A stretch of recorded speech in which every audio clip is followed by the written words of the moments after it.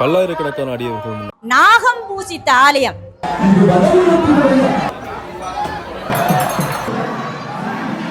ரூபாயிலிருந்து 1,00,000 1 கோடியிலிருந்து எங்களுக்கு தந்துதவிய பணம். தேரையே வட்டமிட்டு கொண்டிருக்கக்கூடிய கருத்து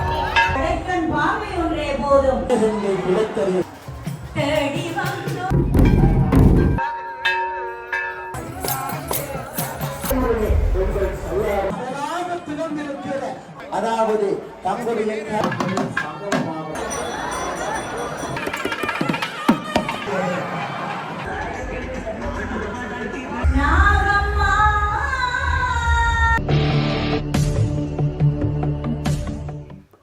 அனைவருக்கும் வணக்கம். நாங்கள் இப்போ நிற்கக்கூடியது யாழ்ப்பாணம், குறிப்பாக யாழ்ப்பாணத்தில் சண்டலிப்பாய் சீரணி நாகபூஷணி அம்மன்.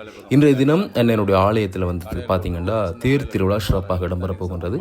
வரலாற்று சிறப்புமிக்க இந்த ஆலயம் வந்து பல அற்புதங்களையும் மகிமைகளையும் நிகழ்த்தி கொண்டிருக்கக்கூடிய ஒரு அன்னையனுடைய ஆலயம்.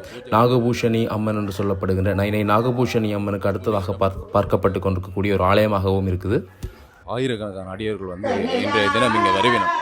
என்னென்னா நைனை நாகபூஷணி அம்மன் ஆலயத்திற்கு அடுத்ததாக ஒரு நைனாதீவு நாகத்தோடு சம்பந்தப்பட்ட ஒரு ஆலயமாக இருக்கக்கூடியது தான் இந்த சீரணி நாகபூஷணி அம்மன் ஆலயம். அந்த பேரில் கூட நீங்கள் பார்க்கலாம், சீரணி நாகபூஷணி அம்மன் ஆலயம் சண்டலிப்பாய்.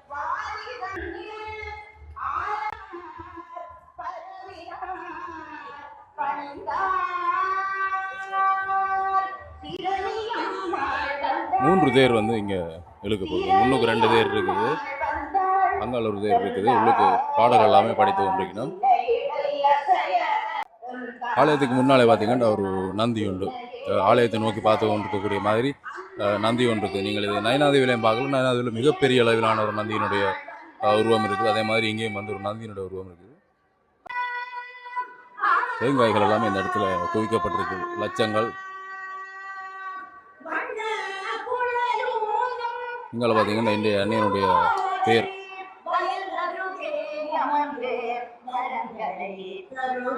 தேங்காய் எல்லாம் விற்கிற விலையில அப்படி இருந்து மக்கள் தங்களுடைய வேண்டுதல்கள் நேர்த்தி கடன் நிறைவேற்றுவதற்காக இந்த இடத்துல குவித்து வச்சிருக்கிறார்கள். ஒரு தேங்காய் எல்லாம் கிட்டத்தட்ட 250 ரூபாய்க்கு மேலே போகுது இப்போ யாழ்ப்பாணத்தில்.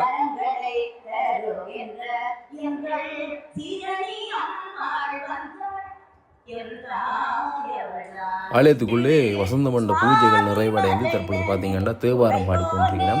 இன்றைய தினம் இந்த ஆலயத்துக்கு வருவதற்கு கொஞ்சம் தாமதமாகியதால் அங்கே வசந்த மண்ட பூஜைகளை வந்து பார்க்க முடியாமல் போயிட்டு உங்களுக்கு அந்த காட்சிகளை காண்பிக்க முடியவில்லை.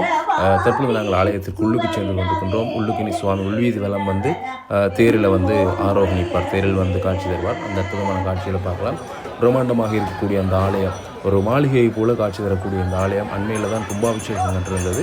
ஆலயத்துக்குள்ளே கூட நீங்கள் பார்க்கலாம், நிறைந்த மக்கள் கூட்டம். ஆலயத்துக்குள்ளே ஆயிரக்கணக்கான மக்கள் ஆலயத்துக்குள்ளே இருந்து இந்த பூஜை வழிபாடுகளில் ஈடுபட்டு கொண்டிருப்பதையும் பார்க்கக்கூடியதாக இருக்கின்றது. சுவாமிகள் விளம்பர ஆயத்தமாகினம். முதல் பார்த்தீங்கன்னா விநாயக பெருமான், அடுத்ததாக முருகப்பெருமான். பிள்ளைகள் இருவரும் இருபுறம் இருக்க அன்னை வந்து நடுவிலே வந்து வரப்போகின்றார். இப்போ நீங்கள் பார்க்கலாம், முருகப்பெருமானை வந்து சுவாமி வந்து தூக்கி இருக்கணும். அதுக்கு அடுத்ததாக அங்கே அன்னைக்கு தீபாராதனை காட்டப்பட்டு நாகபூஷணி அம்மன் வந்து எழுந்து வருகிற அந்த காட்சியை நீங்கள் பார்க்கலாம். மூவரும் வந்து இந்த இடத்துல ஆடி ஆடி அசைந்து இந்த வீதி ஆலய உள் வீதியை விளம்பர போகிறார்கள்.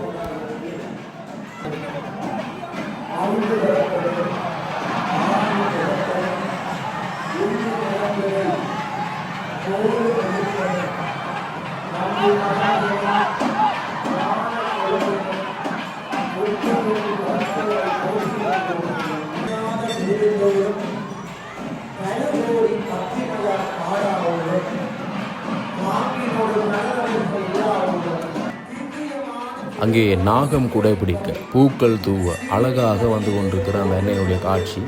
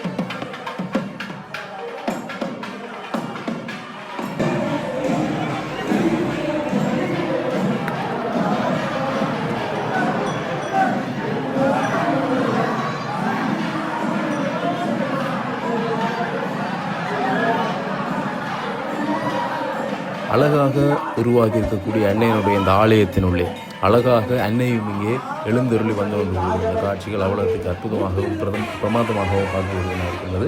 அதே சமயம் இப்பொழுது பார்த்திங்கன்னா மூவரும் இங்கே யாகசாலையிலே பூஜைகள் இடம்பெற போகின்றன. இங்கே பூஜைகள் இடம்பெற்று தீபாராதனை காட்டப்பட்டு சுவாமி வந்து வெளி வீதி வலம் வருவார்.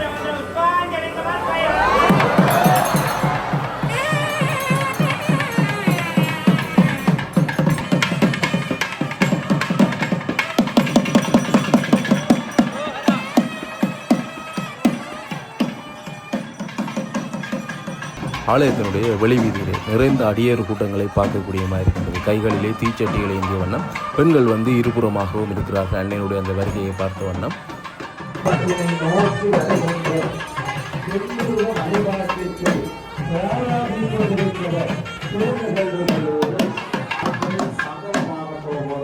அங்கே நீங்கள் பார்க்கலாம் சுவாமிகள் வந்து வெளிவீதி வர்றதுக்காண்டி வந்து கொண்டிருக்கணும். முதலாவதாக விநாயக பெருமான் வார, அடுத்ததாக முருகப்பெருமான் வார, அடுத்ததாக அன்னை நாகம்மா அங்கே வந்து கொண்டிருக்கக்கூடிய இந்த காட்சியை நீங்கள் பார்க்கலாம். தற்பொழுது வெளிவீதி வந்து இங்கே வெளியால் இருக்கக்கூடிய இந்த மண்டபத்திலே பூஜைகள் அன்னைக்கு மாலைகள் எல்லாமே சூட்டப்பட்டு தேரிலே செல்வதற்காக இங்கே இருந்து ஆயத்தமாவார். அந்த விநாயக கடவுள் அவனை தொடர்ந்து அவனுடைய சோதரனாக இருக்கிற ஆறுமுக கடவுள் அதை தொடர்ந்து பதியுடைய திருச்சன்னிதானத்தை நிறைத்தும் இருக்கிற அந்த திவ்யமான திருக்கோலத்தை பார்க்கிறோம். ஆமாம், 30 முக்கோடி தேவர் வாழ்த்த, முற்றும் துறந்த நல்ல முனிவர் வாழ்த்த, பக்தியினால் தொண்டு செய்யும் அண்டர் வாழ்த்த, கலவரங்கள் வேண்டி நிற்கும் மாதர் வாழ்த்த, நாகபூசணி தாயினுடைய திருச்சன்னிதானம் 2வது பெரும் திருச்சன்னிதானமாக சண்டியூரினுடைய திவ்யமான திருப்பதி சீரணிப்பதி எங்களை எல்லாம் வாழ வைக்கிற பெரிய கடவுளுக்கு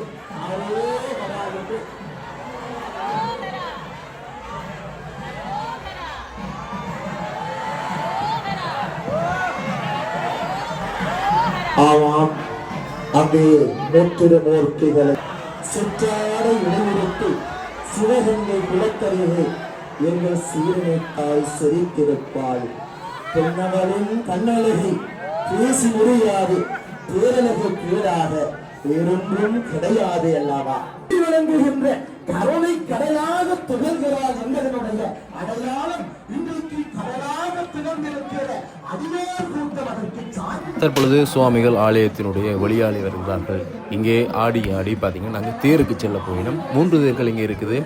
முதலாவதாக விநாயக பெருமான், அடுத்ததாக முருகப்பெருமான், அதுக்கு அடுத்ததாக அன்னையனுடைய தேரென அங்கே மகன்மார் இருவருமே அங்கே கீழே இருக்கக்கூடிய தங்களுடைய அந்த தேர்களுக்கு போக அன்னை வந்து இங்கே சுற்றி வந்து தேர் மண்டபத்தினூடாக தேர் மண்டபத்தில் ஏறி அங்கே தேரில் ஏற போகின்ற அந்த காட்சியில் வந்து நாங்கள் இப்போ தொடர்ந்து பார்க்கலாம்.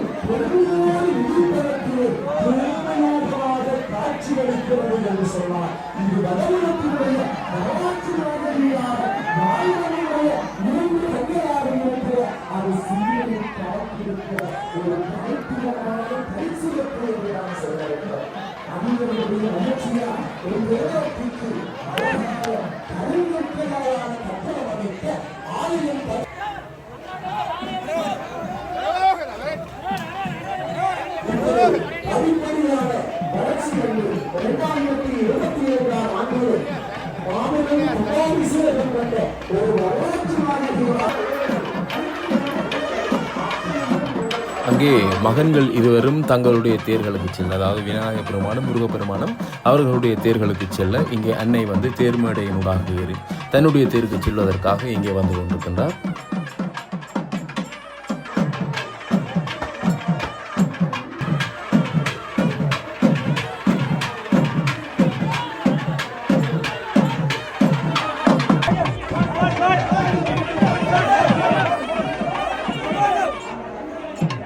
தேர்மேடையிலே வந்திருக்கக்கூடிய அன்னையினுடைய அந்த அழகிய காட்சியை நீங்கள் பார்க்கலாம். அருகிலே இருந்து பார்க்கக்கூடிய நாகம் குடைபிடிக்க அன்னை இவ்வளோ அழகாக காட்சி வந்து கொண்டிருக்கின்றார் இந்த இடத்துல நீங்கள் பார்க்கக்கூடியமாக இருக்கும்.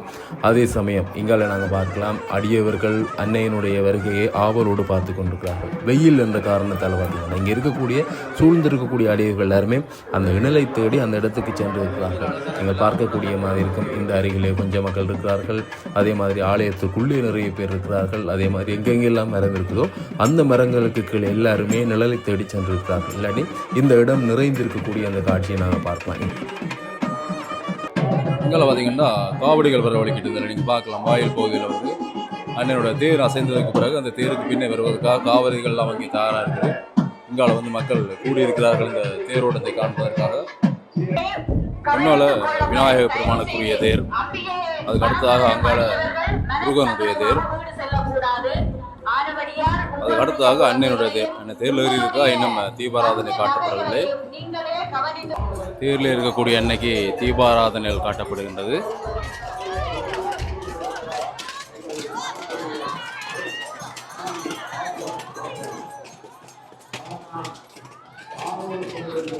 அதே சமயம் இங்கே குவிக்கப்பட்டிருந்த அந்த தேங்காய்கள் எல்லாருமே ஒருவராக இதில் உடைத்து கொண்டிருக்கிறார்கள். பார்க்கலாம்.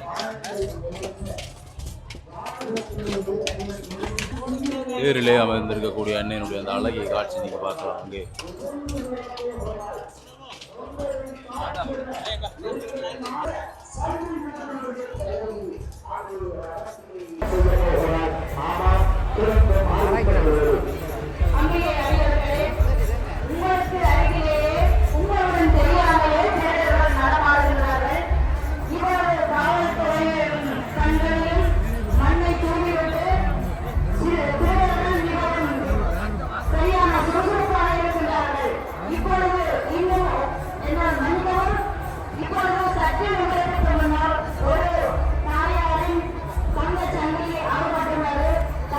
அங்கே விநாயகர் பெருமானுடைய ரதம் முதலாவதாக தேர் வந்து அங்கே இழுக்கப்படுகின்றது. அதனைத் தொடர்ந்து முருகப்பெருமானுடைய தேர் இழுக்கப்படுகின்ற அந்த காட்சியை நீங்கள் பார்க்கலாம். அதனைத் தொடர்ந்து அன்னையினுடைய தேர் வந்து இழுக்கப்பட போகின்றது.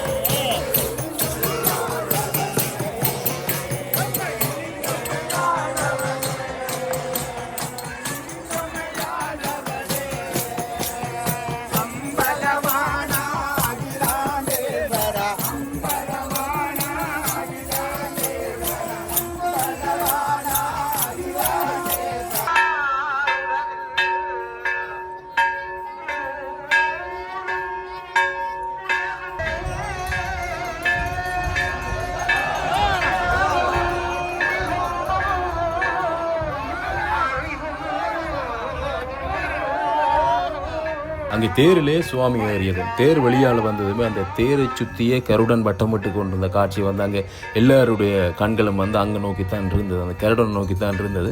அரோகரா கோஷங்களை போட்டவண்ணம் அங்கே நீங்கள் பார்க்கக்கூடிய மாதிரி இருக்கும். அந்த தேருக்கு நேரே வந்து நின்று சரியாக வட்டமிட்டு சென்று அந்த காட்சியை வந்து நீங்கள் பார்க்கலாம். கருடனுடைய வருகை என்பது இறை ஆசியை குறித்து நிற்கின்றது. இறைவனுடைய அந்த திருவருள் கைகூடி இருக்கின்றது, அல்லது இறைவனுடைய ஆசிகள் எங்களுக்கு கிடைக்கும் என்பதை வந்து அந்த கருடனுடைய வருகை வந்து உணர்த்தும் ஒரு நல்ல செயலாக அது அமையும்.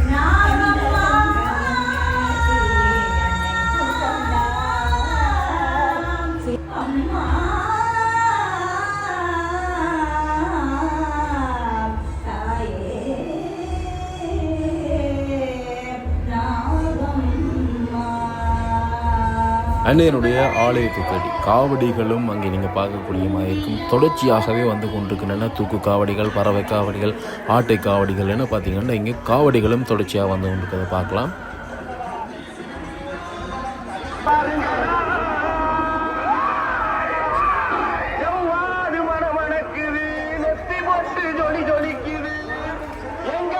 வணக்கம் தம்பி. இன்று இந்த சீரணி நாகபூஷணி தாயின் மகோற்சவங்களில் இன்றைக்கு ரதோற்சவம் மிக சிறப்பாக நடைபெற்று கொண்டிருக்கிறதை நீங்களே கண்கூடாக பார்த்திருப்பீங்கள். இந்த அதாவது 12 வருஷத்துக்கு ஒரு முறை நடைபெறும் இந்த கும்பாபிஷேகத்துக்கு பிறகு, அதாவது இந்த வருடம் 2025 மாசி மாதம் 10ஆம் தேதி மகா கும்பாபிஷேகம் நடைபெற்றது. அந்த கும்பாபிஷேகத்தின் பின்னர் வர்ற முதலாவது மகோற்சவம் இந்த மகோற்சவம். இதனை நாங்கள் எல்லோரும் மிகவும் பக்திபூர்வமாகவும் ஒரு சுயநலம் இல்லாத ஒரு பக்தியோடு இந்த மகோற்சவத்தை நாங்கள் தர்மகர்த்தா சபை மிகவும் எதிர்பார்ப்புடனும் ஒருவருக்கும் ஒரு குறையும் வரக்கூடாது என்ற நல்லெண்ணத்திலேயும் இன்றைய உண்மையிலே மிகவும் சந்தோஷமாக இன்றைக்கு ரதோற்சவம் நடைபெற்று கொண்டிருக்கின்றது. கடந்த தேர் திருவிழாவின் பொழுது வேலைகள் முடியாத நிலையில் அந்த தேர் திருவிழா நடந்தது கடந்த வருடம். அப்படி இருந்து இந்த வருடத்துக்குள்ள அந்த கோயிலுடைய வேலைகள் முழுவதுமாக நிறைவு செய்து பிரமாண்டமாக காட்சி தரக்கூடிய அந்த ஆலயத்தை உருவாக்கி இன்னைக்கு மிகவும் சிறப்பாக இந்த தேர் திருவிழாவை நீங்கள் செய்து வந்தீங்க. உண்மை நீங்கள் அதை ஞாபகம் வைத்து நீங்கள் அப்படி கேட்பது எங்களுக்கு மிகவும் மகிழ்ச்சியாக இருக்கின்றது. உண்மையிலேயே பாலஸ்தானம் செய்து பல ஆலயங்கள், அது உண்மையிலே பொருட்கள் பற்றாமை, பணம் பற்றாக்குறையிலே பல ஆலயங்கள் நீண்ட வருடங்களாக பாலஸ்தானம் செய்து கும்பாசனம் செய்ய முடியாத ஒரு சூழ்நிலையில் இருந்திருப்பினோம். அந்த வகையில் நாங்கள் பார்க்கும்போது சீரணித்தாயின் அருள்லாம் எங்கட கையில் ஒன்றுமில்லை, அவாவின் அருளுடன் பாலஸ்தானம் செய்து நான் நினைக்கிறேன் கிட்டத்தட்ட ஒரு 6-7 மாதத்திற்குள்ளே மிகவும் பூர்த்தி செய்து, இன்னும் சொச்ச வேலைகள் இருக்கின்றன. இருந்தாலும் 190% வேலைகள் நிறைவு பெற்று இந்த மகா கும்பாபிஷேகம் நடைபெற்று இன்றைக்கு மகோற்சவம் செய்கிறதுக்கு முக்கியமான காரணம் என்னென்று சொன்னால் எங்களுடைய அடியவர்கள். அது ஈழத்தில் வாழும் எங்களுடைய அடியவர்கள் பல ஊர்லையிலிருந்து இங்கே ₹1 ரூபாயிலிருந்து ₹1,00,000 ₹1 கோடியிலிருந்து எங்களுக்கு தந்துதவிய பணம். அதைவிட சீரணியில் வாழும் மக்கள், சீரணியை சார்ந்து சுற்ற உள்ள மக்கள் அனைவரும் தங்கள் முழு பங்களிப்பு, அதாவது ஒவ்வொரு கட்டிடங்களையும் சில பேர் தாங்களே பொறுப்படுத்து. நாங்கள் என்ன பேர் சொன்னோம் என்று சொன்னால் இதில் நிறைய பேர் சொல்லணும். ஆனபடியால் அவைகளுக்கு நாங்கள் மனதில் எங்களுக்கு தெரியும் தானே, கும்பாபிஷேக மலரில் அவையருடைய பெயர்கள் எல்லாமே அங்கே பொறிக்கப்பட்டிருக்கின்றன. ₹1 ரூபாயிலிருந்து அதான் நான் சொன்ன மாதிரி எல்லா பங்களிப்பும் செய்திருக்கிறார்கள். சிலர் இன்னும் ஒரு படி மேல் போய் தனித்தனியாகவும் சில மண்டபங்களையும் சில கட்டடங்களையும் கட்டியும் தந்திருக்கிறார்கள். இந்த சந்தர்ப்பத்திலே அவர்கள் எல்லோருக்கும், அதாவது புலம்பெயர்ந்து வாழ்கின்ற மக்களுக்கும் எங்களுடைய ஈழத்திலே வாழ்கின்ற அனைத்து அடியவர்களுக்கும் இந்த தருணத்திலே நாங்கள் தர்மகர்த்தா சபை சார்பாக நன்றிகளை தெரிவித்துக் கொள்கிறோம். நாகபூஷணி அம்மனுக்கு அடுத்தபடியாக சிறப்பாக நாகபூஷணி அம்மன் நல்ல கேள்வி அப்பன். உண்மையிலே நைனை நாகபூஷணியம் நீங்கள் அடுத்தபடியாக என்ற வார்த்தை சொன்னீர்கள், அது ஓகே. ஆனால் எங்களை பொறுத்த மட்டும் அந்த அடுத்தபடியாக என்று சொல்ல 2 பேருமே ஒன்றுதான். அம்மன் ரெண்டு இடத்துல இருக்கின்றார்கள் ஒழிய இந்த பிரபஞ்சத்திலே நாங்கள் அம்மனை முழு முதலாக கொள்கின்றோம். சிலர் விநாயகரை, சிலர் முருகனை, எல்லா தெய்வங்களும் ஒன்றுதான். அந்த வகையிலே சீரணி தாயே நாகம்மாவே நீங்கள் சொல்வது போல் 2 கண்களாக பார்க்கின்றார்கள் அடியவர்கள். என்னென்று சொன்னால் 2க்கும் உள்ள ஒற்றுமை என்னென்று சொன்னால் நாகம் பூசித்த ஆலயம், நாகங்கள் பூசித்த ஆலயம். நாகர் எங்களுடைய ஈழத்திலே நாகருக்குரிய முக்கியமான உங்களுக்கு இருக்கும் வரலாற்றிலே நாகர்களுக்கு பெரும் பங்கு இருக்கின்றது. அந்த வகையிலே நாகர்கள் வழிபட்ட நாகம் பூஜித்த ஆலயங்களிலே நைனை நாகம்மாவும் சீரணி தாயும் சிறப்பு பெற்று விளங்குவது ஒன்றாகும். 2மே அம்மன் ஆலயங்கள். 2மே என்னென்று சொன்னதென்றால் தோஷங்களை நீக்கும் ஆலயங்கள். அது முக்கியமாக நாங்கள் குறிப்பிட வேண்டிய விஷயம். நாகதோஷம் என்றார்கள், சர்ப்பதோஷம் என்றும் சொல்லுவார்கள். அதே மாதிரி மாங்கல்ய தோஷம் என்று சொல்வார்கள், புத்திர தோஷம் என்று சொல்வார்கள். கேட்டவருக்கு கேட்ட வரங்களை, தம்பி சொல்வது போல் கேட்டவருக்கு கேட்ட வரங்களையும் தரும் 2 ஆலயங்களும் மிக சிறப்பு வாய்ந்து இங்கே திகழ்கிற உண்மையிலே எங்களுக்கு மகிழ்ச்சியாக இருக்கிறது. அந்த ஆலயத்தை சூழ நாங்கள் வாழ்கின்றது உண்மையிலே கொடுத்து வைத்த நாங்கள் என்று தான் சொல்ல வேண்டும். இந்த மண்ணிலே நாங்கள் சிறுவயது தொடக்கம் உருண்டு திரிஞ்ச ஆக்கள் எல்லோருமே. அந்த வகையில் இப்படி எங்கள் கண் முன்னாலே இப்படி பிரம்மாண்டமாக, ஏன்னா உங்களுக்கு தெரியும் கொட்டிலில் ஆரம்பித்து இன்றைக்கு பிரம்மாண்டமான கட்டடங்களுடன் விளங்குவதாக இருக்கின்றது.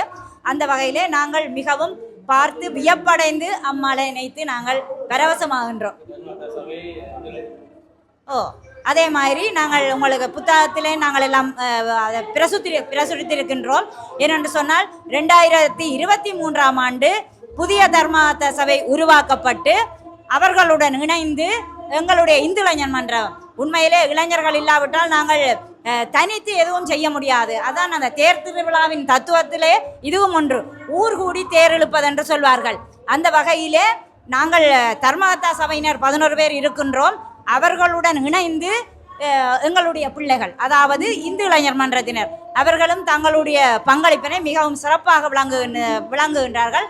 அத்தோடு இந்து இளைஞர் மன்றம் மன்னிக்கவனும் அன்னதான சபை ஒன்றையும் உருவாக்கி, உங்களுக்கு தெரியும் ஈழத்திலே அன்னதான மண்டபம் சீரணி தாயின், நாங்கள் கேள்விப்பட்ட வரைக்கும் சீரணி நாகபூஷணி அம்மாளின் அன்னதான மண்டபம் தான் இங்கே வட மாகாணத்திலே பெரிய மண்டபமாக திகழ்கின்றது.